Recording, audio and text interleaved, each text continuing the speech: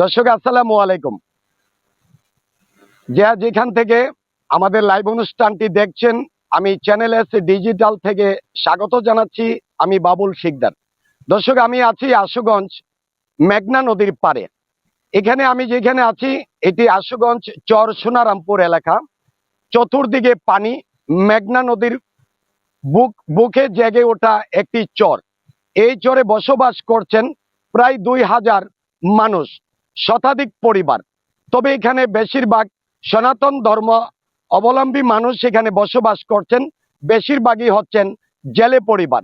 আজকে আপনাদেরকে আমি জানাবো যে এখানে মেঘনা নদীর কবলে এই যে গতকালকে যে কালবৈশাখী জ্বর হয়েছে, সেই জ্বরের কবলে কিন্তু মেঘনা নদীর বুকে জেগে ওঠা যে চর, এখানে কিন্তু প্রচুর পরিমাণে ভাঙ্গন দেখা দিয়েছে।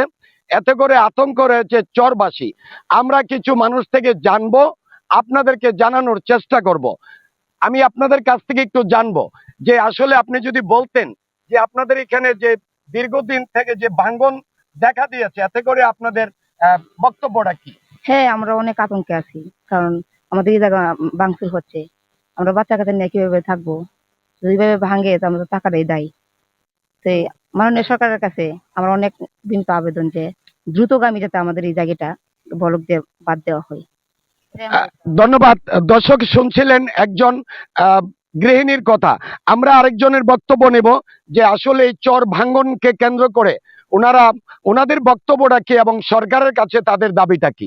আপনি যদি একটু বলতেন যে আপনাদের যে বাড়িঘর ভাঙ্গন দেখা দিয়েছে, আপনাদের কি সমস্যা এবং সরকারের কাছে কি দাবি, যদি একটু বলতেন।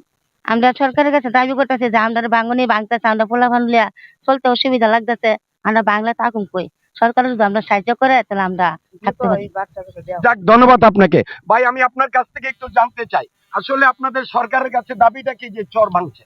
এটা 5 বছর ধরে ভাঙতেছে, কিন্তু সরকারের টেন্ডার দেয়া শুনি শুনি কিন্তু টাকা আসে না আসে জানি না। আমরা আমরা কিছুই অনুদান পাই না, এবং কি কোনো প্রোটোকলও পাই না, কোনো কিছুই পাই না।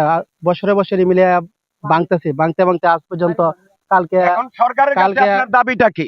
দাবি তো এটাই যে এই যে এটা কথা বলেন। হ্যাঁ, যে এটা ভাঙনটা রোধ করে এবং এটার কাজ একটু বেড়ে বাঁধিয়ে আমাদেরকে একটু সহযোগিতা করে। যাক, ধন্যবাদ আপনাকে। দর্শক, আমি বলছিলাম যে মেঘনা নদীর বুকে জেগে ওঠা যে চর, এই চরবাসী কিন্তু তার আতঙ্কে রয়েছে। যে প্রতি বছরে আমরা যেমনটা লক্ষ্য করেছি, আমি যদি আপনাদেরকে একটু দেখায় রাখি যে এখানে একটি শ্মশান রয়েছে। এই শ্মশানটা কিন্তু 80 ভাগ ভেঙে গেছে, নদীতে বিলীন হয়ে গেছে। পাশাপাশি এখানে বেশ কয়েকটি নিম্ন আয়ের মানুষের, নিম্ন আয় ব্যক্তিদের যে কয়েকটা পরিবারের ঘর বাড়ি কিন্তু এখানে ভেঙে মেঘনা নদীতে প্রায় বিলীন হয়ে গেছে। এইভাবে যদি প্রতি বছর ভাঙ্গন দেখা দেয়, তাহলে কিন্তু চরবাসী আমাদেরকে যেমনটা জানিয়েছে যে এখানে তাদের বসবাস, তারা খুবই আতঙ্ক রয়েছে এবং সেই আতঙ্কের দিন রাত কাটাচ্ছেন।